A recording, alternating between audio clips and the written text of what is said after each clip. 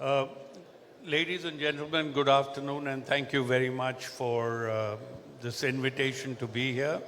It's a privilege and an honor, and amongst all the dignitaries sitting here, and Manoj, of course, I know for a long time. Vizhinjam is the port of the future. It's already technically being built and operated like a port of the future. There are some initial hitches which need to be ironed out, but that will happen. Every new port goes through it. Singapore went through it for more than two years. Vizhinjam will handle it in a few months. So, coming to what it really means, it means that we actually have a transshipment port in India. That is one. The second is, the cherry on the cake, is that this transshipment port will also handle hinterland cargo, both for exports as well as for imports. I'm talking about containers here at the moment. The importance is the location and the services that are rendered to the south and east coast of India for the exempt cargo. You probably know, I mean, of course, the statistics are there, the number of ship calls that MSC has done here. We've probably completed 130 now already. 230,000 TEUs plus. And we've also started our feeder network to start touching at Vizhinjam Port. And this is thanks to the two gentlemen who are here from our head office in MSC Geneva, their planning and fleet network. And they are the ones who actually programmed and scheduled with our operations team the feeder network to touch at Vizhinjam as well. So not only the mother vessels, the big ships, but also the feeder vessels. So we actually give a proper service to the trade for this hinterland, for South and East India. And we were actually connected Calcutta and Haldia via Vizhinjam to the globe, which was not done earlier. What it means to India, about 70% of the cargo that is handled in Colombo is Indian cargo. Everybody knows it. And that 70% will reduce because why not? Indian cargo via Indian transshipment ports and Indian ports. That's what we want to see.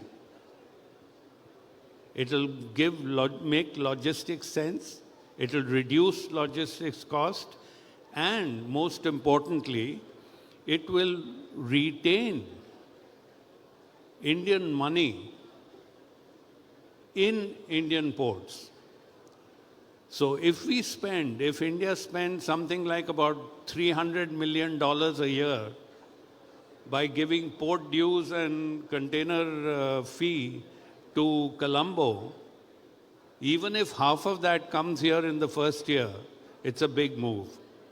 Half of that comes to Vizhinjam. Vizhinjam earns money. The state of Kerala will earn their revenue as well. And the Indian export and import cargo will get a fillip here. So that's what it means. For the future, I look forward to the cruise terminal that is likely to be planned in Vizhinjam, because our company also has nearly 20 cruise vessels. So we are very, very excited at the opportunity here, and we hope it grows. Thank you. Good to know that. Very good. Mr. Jayaraman, you are looking after the terminal operations out here. So when you started out, what did you tell your team? That, you've got to get things right from day one. And what is it that some of the things that you did to ensure that, Vizhinjam got off to a rousing start? Couple of things, right? So it was, I think last year around this time when we moved in, Dr. Divya here will know it better. So there was no hope that the first ship is going to come before November, December. So first to build that our ability to bring ships. The second thing is also from the perspective of, we worked with our counterparts. MSC has been one of our fantastic partners for a long time. We work kind of engaged with the global best practices of similar ports. The challenge is this similar port does not exist in the country, and none of us have run an automated terminal in the past. So we are facing something which is an unknown. So we don't even know what is going to fail. So we said, we need to do trial operations. And everybody that talked to us, fairly experienced folks, and it said that it takes about 12 months minimum for you to stabilize. And it is not going to happen before that. So that was kind of the expectations from the stakeholders, for the people that we talked about, and so on and so forth. But we really wanted to prove, right? So that we kind of see if there is a way to accelerate the learning curve and then hit a certain productivity benchmark that is good for the port as well as the partners who have some trust in that aspect, right? So there's a lot of things that worked right from our technology partners. They were physically brought in on site, and I mean, she was there during the first ship. When the first ship came, the minister came, we were not sure if the first container will be offloaded. And I didn't want the minister to actually wait. We gave him the instruction, you please receive the ship. Might take some time, you don't wait, please go back. And from internally, my thought process was that the container might never come that day. So that was, because it has happened in the other terminals around the world, where it took days for the first ship, for the first container to come out. But he says, no, this is the most important historic moment in Kerala, and I want to see the first container to be offloaded and placed in the yard. And he sat in my office. So it was a very tense, couple of hours for us.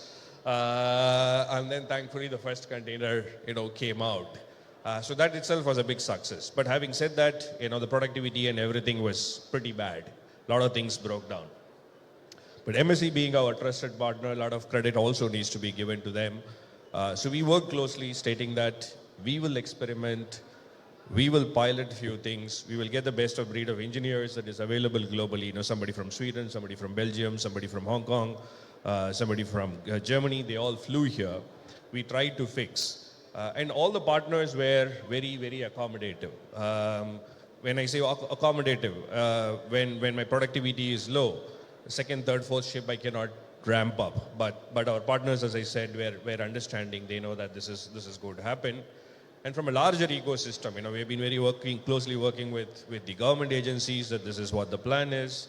A lot of good press coverage during that time, right? So there was positive news. In a hindsight, if you see that the kind of scaling up that we did and the amount of volume, everybody talked about it, right? So we were looking much lower business for the first financial year. But thanks to MSC and our long-standing relationship, now we are already looking at closer to 3 lakhs or 300,000, right? So that's a 30% of your installed capacity of phase 1, and we have been in operations only for 5-6 months or 7 months, right? So if you extrapolate, that means that next year is going to be a lot more robust. So that's a kind of a thing. As I said, everybody got together, right, from the technology partners to our teams.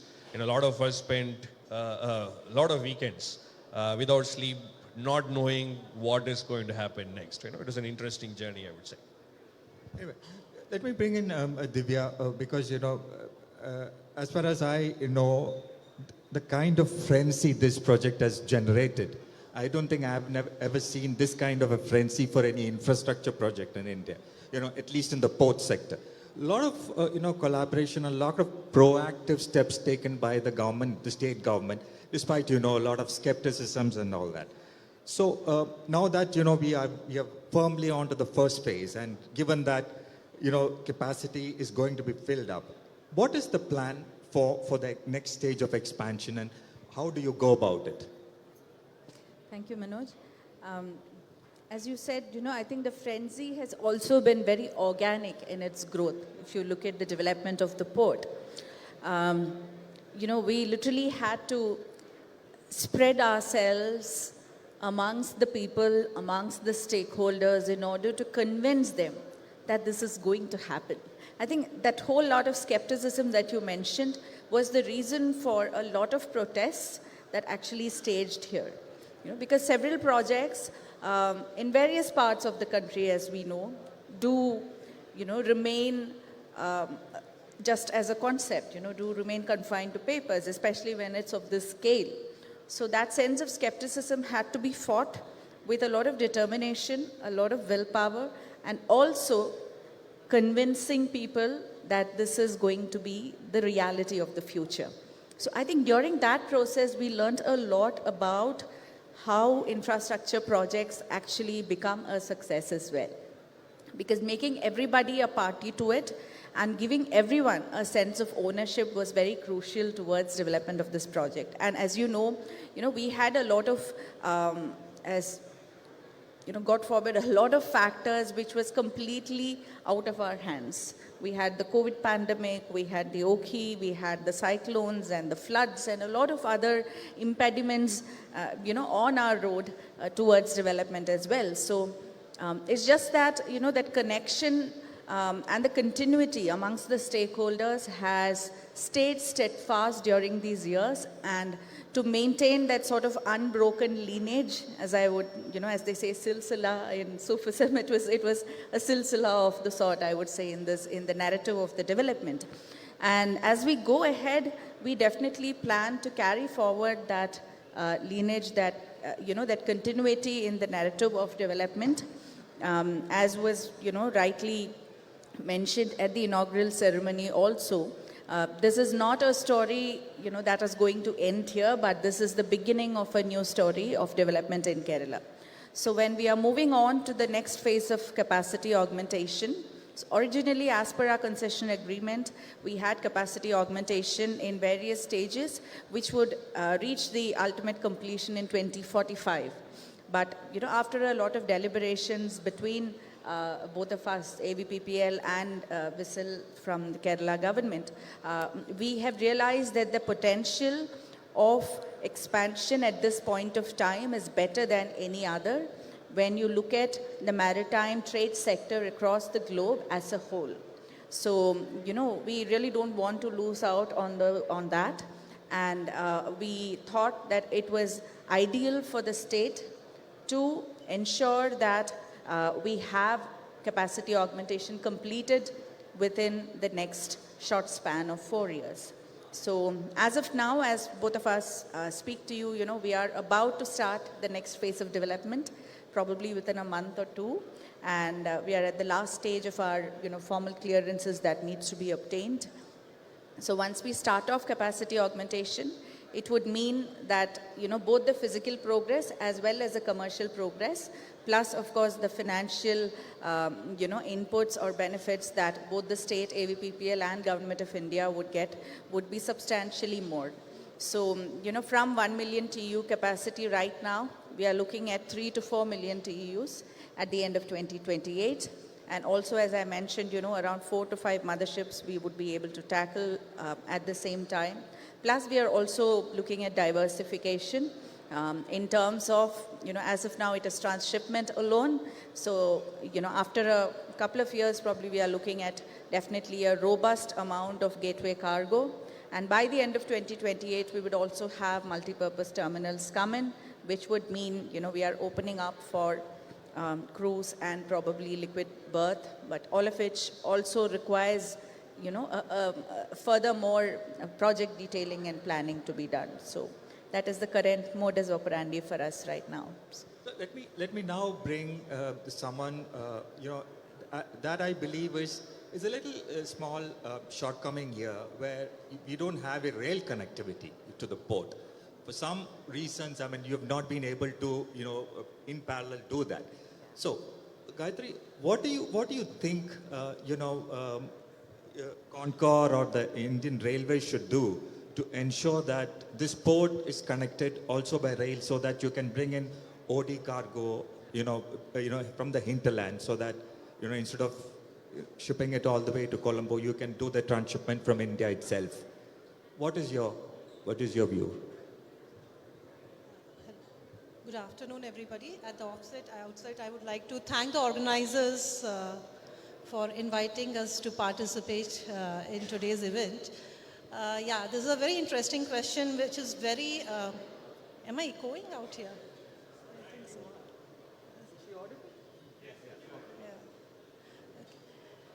So this is a very relevant question, and I would like to answer it in two parts, actually. First is what Concor as such can do for Vizhinjam, and what is the support we require both in terms of railways and from the state, so that we can perform here. As like we've been hearing it from all speakers and Captain Tiwari, like everyone out here, we all know Vizhinjam is poised to be the next major transshipment hub here. It's going to save major time and cost for the importers and exporters in India, and it's going to be of a major benefit to our country as such. In this Concor as such, what we have, the benefit we offer is we are very well connected all over India. We have 66 terminals, which includes both ICDs and CFS, which is spread throughout India.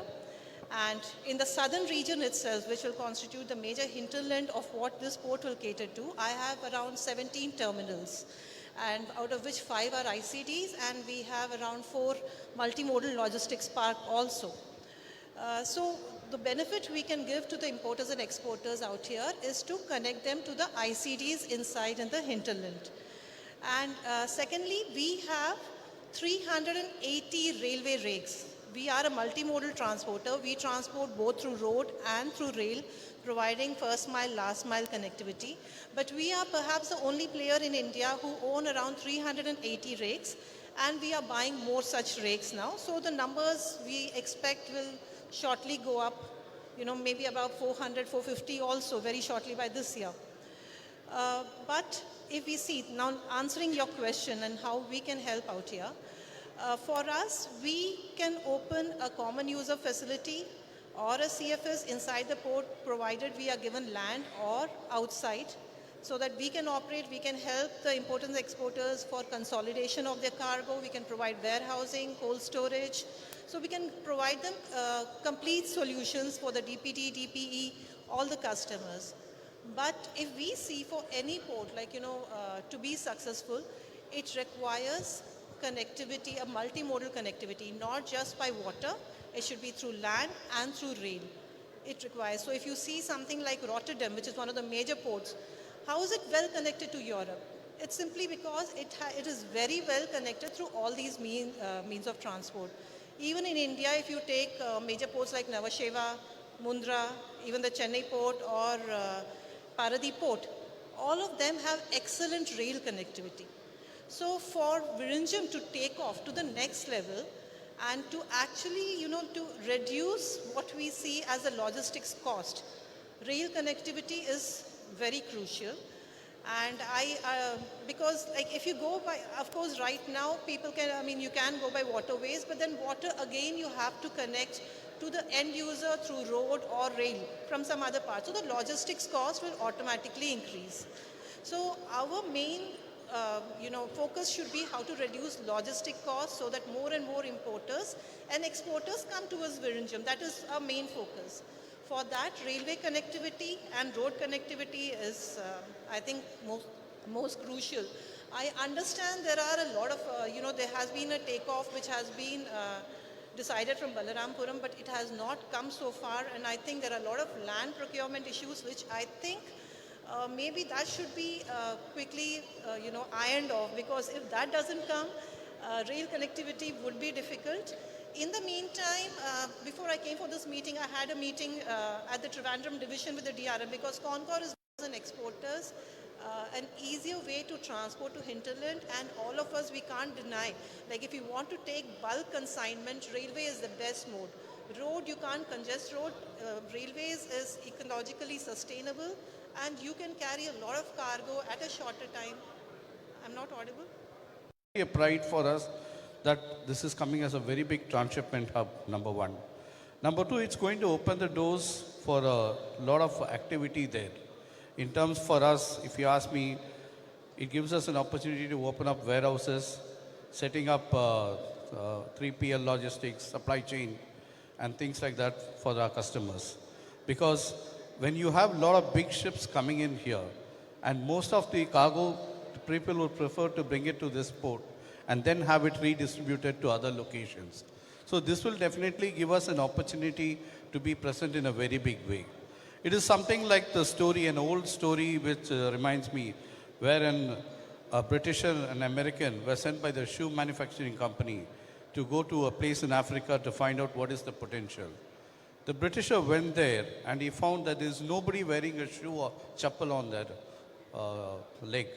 He came back and wrote a report saying that this is not the right place for us to be in because nobody is wearing footwear over there. When the American went there, he found that there is nobody, he found the same thing. And he came back and said, this is the right place in which we have to be in because this is a place where nobody is wearing any footwear. So it gives us ample opportunity for us to be present over here. That's the same case here. Many people said there are no major industries in Kerala. There is nothing much happening over there. And it's a myth that, this is a place where, there's a lot of strikes or, things like that. But today all that is changing. The entire world is also changing. And I find a lot of difference from what it has been earlier and what it is now. In fact, people are looking forward to this place to become a very big hub, especially in terms of cargo movement. We are talking about mini land bridge service also, which is there in US. We can think of a similar service wherein from east coast of India, we can bring in the cargo to the west here on a direct mainline vessels. When you have MSC and bigger carriers like that who are going to participate, who are participating here and who are going to participate in the future, definitely it's going to be a cost saving because when you're doing a feeder service, say for example from Chennai or into, say, to Colombo, it's almost a transit time of 48 hours. But whereas you can move in 24 hours the cargo, especially from Chennai by rail. So that will get us, help us. And if Concor can set up a facility there, good rail connectivity there, it will be all the more useful to all our people. And I'm sure that it's going to be of a great use to, especially the trade. The transaction cost will come down very drastically because you find we are cutting down on the cost. Unnecessary cost is being cut down, and definitely this will give a great opportunity for all of us. I see a great future for this port, and definitely for our company also, we are also thinking of setting up warehouses here, cold chain warehouses, as well as putting up, if the free trade warehousing zone is there, we would like to participate in that. So I definitely see a good scope in this. Captain Tiwari, coming back to you, what is MSC's long-term plan for Vizhinjam? Not only from an Indian context, but also from a regional context. Well, in this panel, I would be preempting what their presentation is going to actually give you the long-term direction. But let me just leave it at Vizhinjam is going to be very, very important, extremely important. And MSC, we started here and we're going to be here. We'll be growing here and we'll ensure that the growth is shared amongst everyone. That's very well said. That must be giving a lot of confidence to Pradeep, See, another thing that has happened, and sometime back in 2018, the government of India relaxed, the cabotage and allowed foreign ships to carry transshipment cargoes and also empties and all that. That's continuing. Do you want that kind? There is some review that's happening at the moment, I think, in the government. Do you think that is called for, or you want that to continue so that, especially from the context of Vizhinjam? relaxation of cabotage. I worked on this for about 15 years before we actually got the relaxation, okay? And I'm going to fight this battle to give it up. Why? Because take MSC, for instance, our company. We do about 1.6 million TEUs of transshipment in India. 1.6 million per year. Okay? Why? Because of the relaxation of cabotage. What have we done? We have put nearly 20 feeder vessels around the Indian coast to carry containers of EXIM cargo. Does the Indian flag have that capacity? No. How long will it take? One doesn't know. So till then, I think a review is good. It's always good to review government policies. But then again, if something is successful, let it go, let it grow. That's nice. That's nice, yeah. Coming back to Pradeep, Pradeep, I mean, apart from MSC, are you also getting, feelers from other lines? I'm sure you will be, but what is your, state of play at the moment? Whether you will be able to take more motherships when it calls there? You put me in a difficult situation having Captain Tiwari sitting next to me and my boss is sitting in front of me. The larger plan is with the kind of a capacity that we are building in, making it truly a multi-cargo. It will have MSC plus other shipping lines. We have already had a few Maersk calls. That has also happened. I think a week back also there's a Maersk call that did happen. I think with 2 kilometers of berth and maybe that's something which the state government needs to think about is it can further be extended by another 2 kilometers if need be, right? So I think there is a potential to have almost majority of the global players call us. Today our aspiration is to have a mix. We have a long-term relationship with MSC, so that and they are fairly aggressive, so they are filling. So that is how it is happening at this point of time. Captain Tiwari, are you happy with what these people are charging you to bring vessels to Vizhinjam? I think the most diplomatic answer will be no comments. We are never happy. If they can give us a 100% discount, we'll be relatively happy. That's right. We all know that Vizhinjam is a semi-automated port, the first in South Asia and all that. That's very nice to have such a semi-automated facility. But also important is to have an ecosystem in terms of container freight stations, empty container depots, and all of those things. So as a landlord, what is VISL doing to facilitate or incentivize those kind of things to come up? I think that's precisely the objective of this conclave as well, that, as Captain Tiwari rightly pointed out, we are offering a fertile ground for everybody to grow. So, now that the basic infrastructure and probably the most robust structure has been given to us by Pradeep and his team, we are welcoming everybody else into our fold as well. But probably this is going to work slightly different from the rest of the ports or the port-led industries and infrastructure that we have seen across the country. Because as of now, we have not yet gotten into the mode of leasing out land. Like the moment I walked in here, I had many of our guests actually walk to me and ask the same thing, that, I'm interested in setting up one of our centers there. If there is land, please let us know.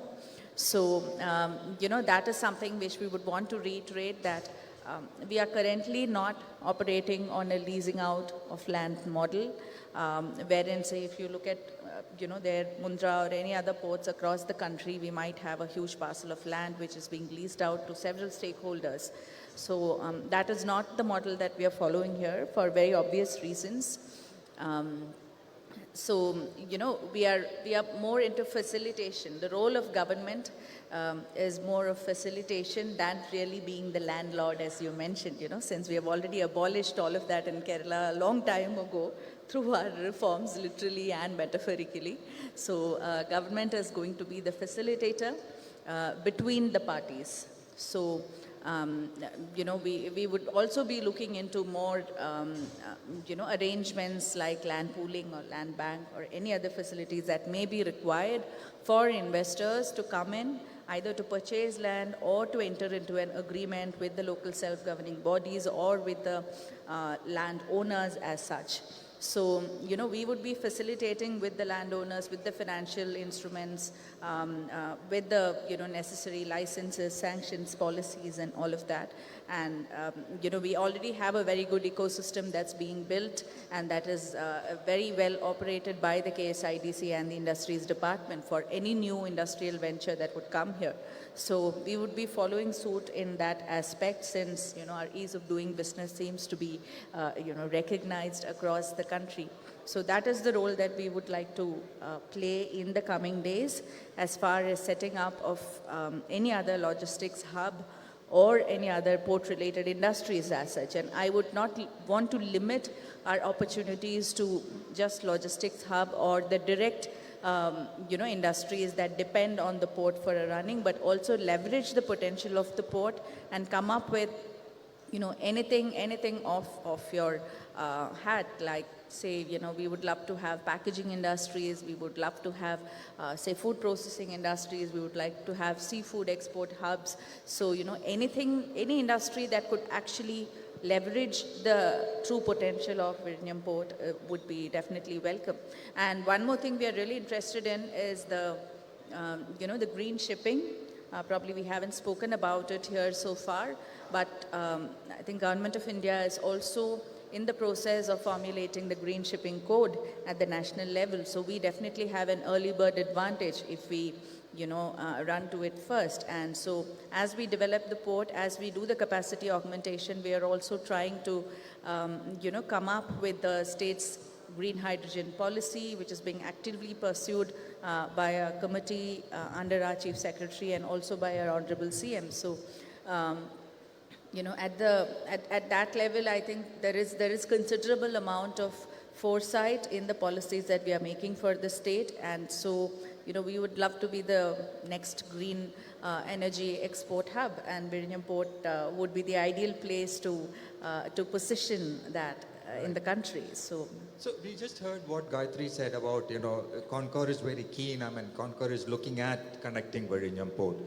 How long do you think this rail connectivity will take? Because that's something that the trade will be looking at very closely to bring in interland cargo. How long do you think it will take? Any timeline that you can give? Yeah, so connectivity by road, rail and air, definitely we are looking into it.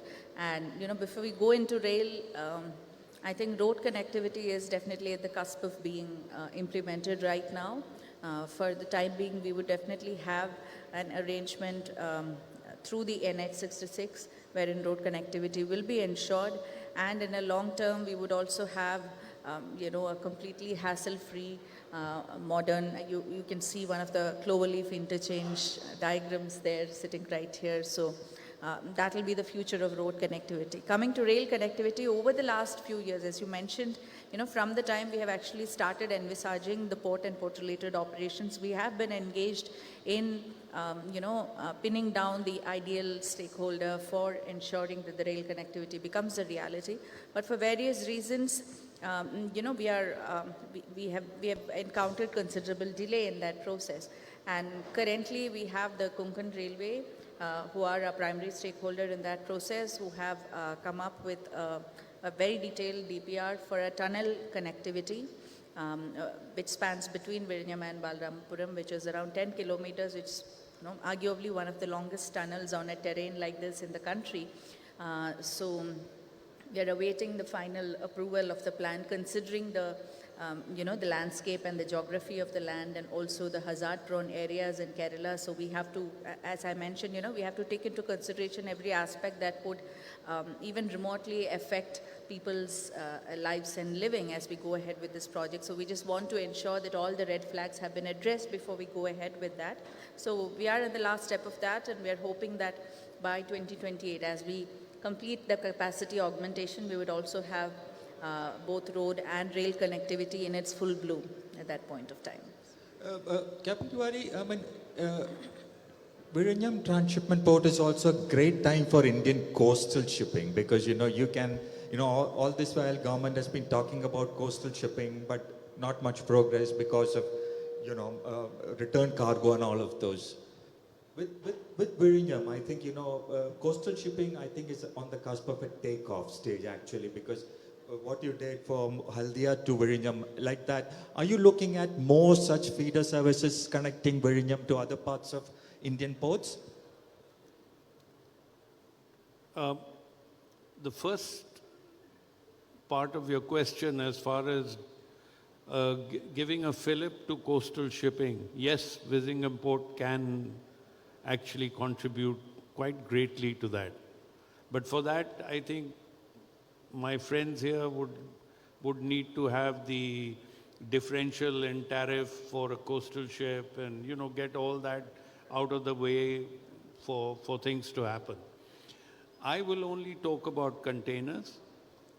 If we are looking at only containers, then definitely you'll have to have feeder connectivity to practically all the ports, not only in South and East India, but even in West India.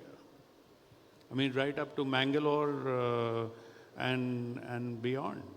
Even Goa, for that matter. The Goa cargo goes to Colombo. Goa cargo can be transshipped in Vizhinjam.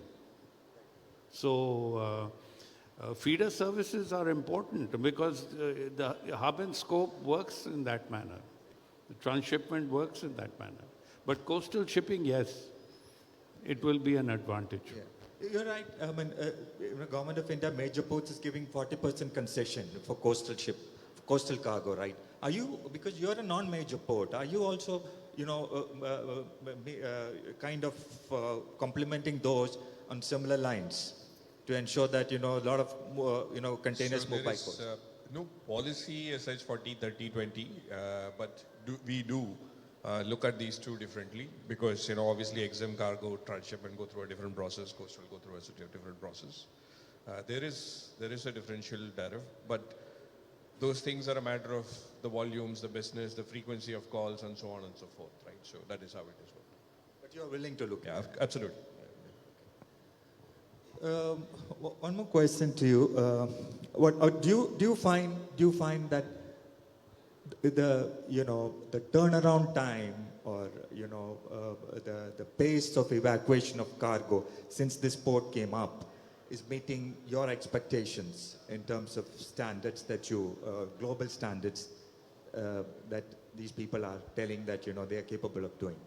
Yes, I mean, going by the experience of their partners, especially we are using the terminals in other locations, and we find that the turnaround time is very good, the productivity is very good. So definitely I'm sure that it will be the same over here, if not better. And with major ships, bigger vessels coming in here, definitely they will double up their work. And I'm very confident that they can deliver the goods that they are promising. So it's going to be a real boon to the people here and definitely to all the vessel owners and vessel operators. Yes, it is going to be.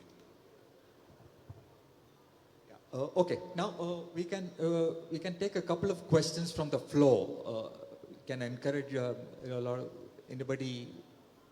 You can get your doubts clarified from these people out here. Please go ahead.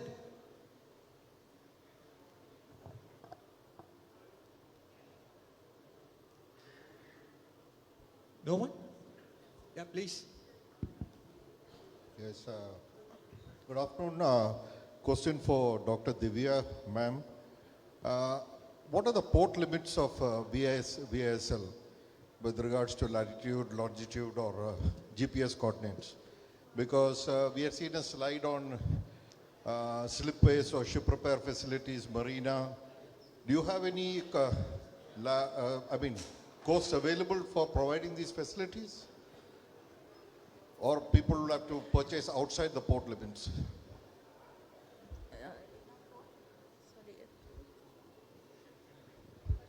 I hope you understood what I was saying. Okay. Can you No, repeat for- your for question? shipbuilding- The allied facility logistics that we were talking about in the previous slides regarding ship repair, slipways, marinas. What's the plan of VISL? Is it within your port limits or outside? It's going to be outside the port limits as of now, and we have the Kerala Maritime Board members also here. Chairman is also here, and we are looking at the other three ports that I briefly touched upon in the earlier presentation, Arikel and Kollam and other places. So for ship repair, I think we would be definitely connecting with one of those ports which would be developed under the Kerala Maritime Board. So. Good afternoon, ma'am. My name is Dr. Vishal Bisain, and my question is for Dr. Divya ma'am. What we have seen, from the presentation of from from Honorable Principal Secretary, there is a limitation of land in the port, and if we have to build up an ecosystem to operate a port, there should be availability of logistics park, or for evacuation of containers from the terminal if required, there should be empty container depots.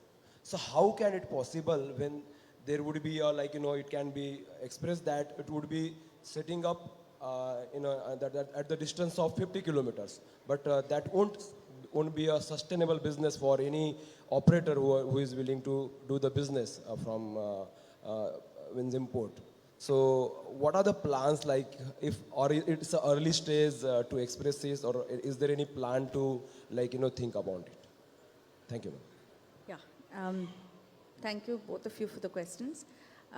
Well, it is not as if there is absolutely zero land around the port as such in proximity. That's why I said, so when we look at industries and port-led industries and development, we should look at it in slightly two different angles. One, industries that really need to be adjacent to the port and to the port limits. And second, to the other industries which can leverage the port. So those are the industries that I was talking about, outer growth corridor and all of that. But definitely the industries that need to be adjacent to the port limits, we would have land for that. There is already estate development that is happening. The Pradeep and his team already has got land for that. And, rest of it also we will be definitely able to acquire or to purchase. So scarcity does not really mean zero, but it's, when compared to other states, we have to really work with our strengths, that's all. So, thank you.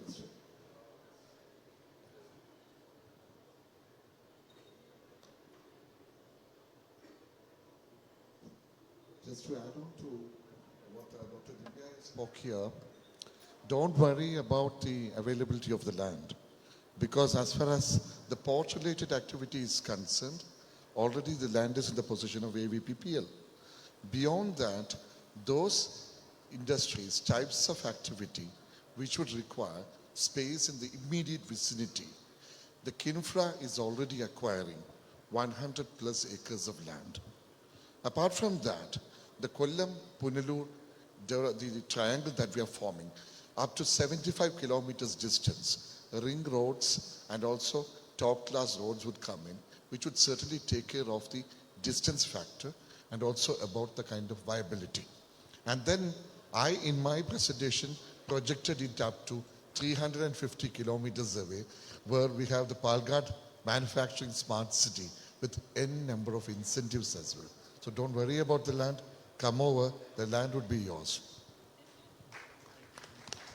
I think that's time for us to wrap up the discussions. Thank you so much, everyone, for a very enlightening discussion on, on various aspects of what next for Vizhinjam, in terms of, expansion, in terms of challenges, how you meet that and all that. Thanks so much, everyone.